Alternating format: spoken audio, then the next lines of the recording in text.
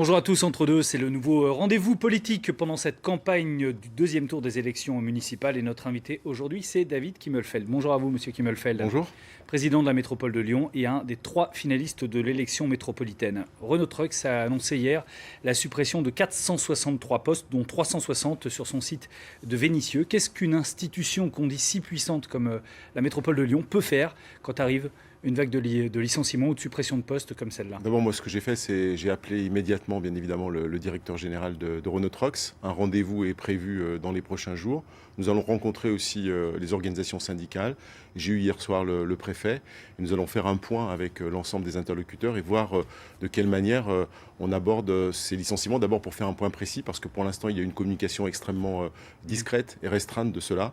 Et bien évidemment, on accompagnera comme on accompagne des entreprises en difficulté et les salariés en difficulté. Et voir aussi sur les projets, parce que Renault Trucks avait beaucoup d'autres projets, si ces projets sont toujours ou pas d'actualité dans la métropole. Le levier économique pour la métropole, c'est de faire finalement ce qui a été fait pendant cette crise, c'est-à-dire, j'allais pas dire du saupoudrage, mais de l'aide pour des très petites entreprises.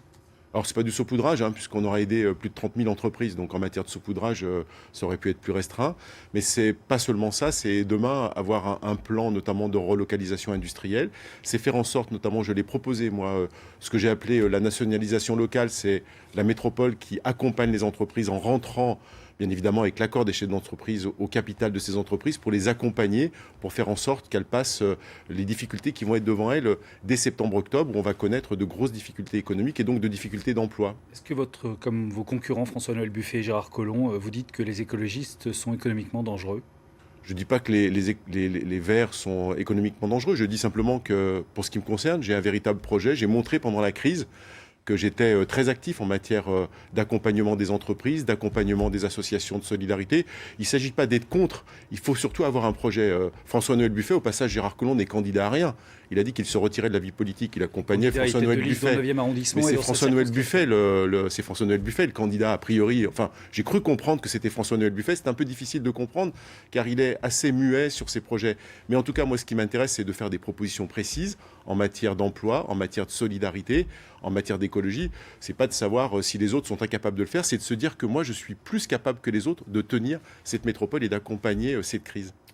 Lundi, devant quelques journalistes dont je faisais partie, vous vous êtes livré à une analyse assez fine des résultats du premier tour et surtout à une projection en sièges, ce qui a été assez peu fait. La majorité, on le rappelle, à la métropole, c'est 67 sièges. Vous avez calculé que dans le meilleur des cas, vous pourriez avoir jusqu'à 58 sièges. Je vous pose donc la question très directement. Comment comptez-vous, dans ces conditions, rester président du Grand Lyon ? Dans ces conditions, comme d'ailleurs d'autres, personne ne sera majoritaire au soir du second tour. Et tout le même monde, pas les écologistes. Même pas les écologistes. Et donc chacun devra composer avec d'autres dans cette assemblée. Et moi, je vais composer avec d'autres sur la base d'un projet que je développe depuis maintenant de nombreux mois. Un projet. C'est qui? C'est des gens issus des listes de Bruno Bernard ou de François-Noël Buffet. Et je crois qu'il faudra un grand rassemblement. D'abord, il faut un rassemblement des territoires. Pour répondre à cette crise, on n'est pas dans la situation du mois de mars. On est dans une situation de crise économique, de crise sociale.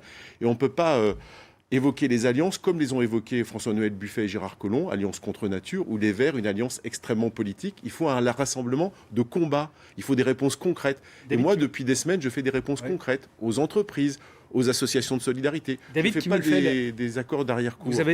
Justement, vous avez dénoncé ces arrangements d'arrière-boutique, mais ce que vous êtes en train de dire, c'est que finalement, ça va se jouer au troisième tour sur des négociations au coup par coup.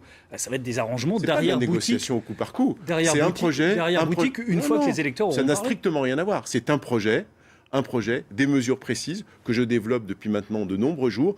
Et celles et ceux qui souhaitent participer finalement à la résistance à la crise économique et sociale se rassembleront autour de ce projet. J'ai montré dans le comité métropolitain de relance et de transition qu'on pouvait travailler ensemble. Je l'ai dit, j'ai travaillé avec Sandrine Runel, elle est au Parti Socialiste, Nathalie Perrin-Gilbert, la France Insoumise, Alexandre Vincent Day des Républicains, et on a su se rassembler pour faire des propositions pour répondre en urgence à la crise. Il va falloir faire la même chose. Et pourquoi ces gens iraient voter pour vous au troisième tour et pas pour leur tête de liste Bruno Bernard ? Parce que je suis celui qui a pu répondre à la crise pendant les 2 mois. Je crois l'avoir montré de manière extrêmement efficace. Et je suis celui qui a aujourd'hui des propositions extrêmement concrètes pour continuer à répondre à cette crise de l'emploi et à cette crise sociale. Et c'est ça qui intéresse nos concitoyens. C'est pas de savoir si on compose avec tel ou tel parti politique.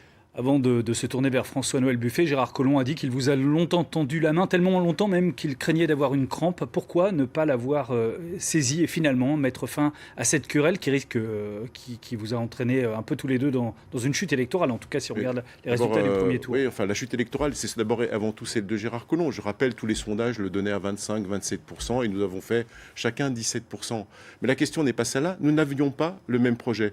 Et d'ailleurs, les faits m'ont donné raison, puisque Gérard Collomb a été passé une alliance avec Laurent Wauquiez. Il n'était pas question pour moi de partager avec Laurent Wauquiez un projet sur cette métropole, pour deux raisons.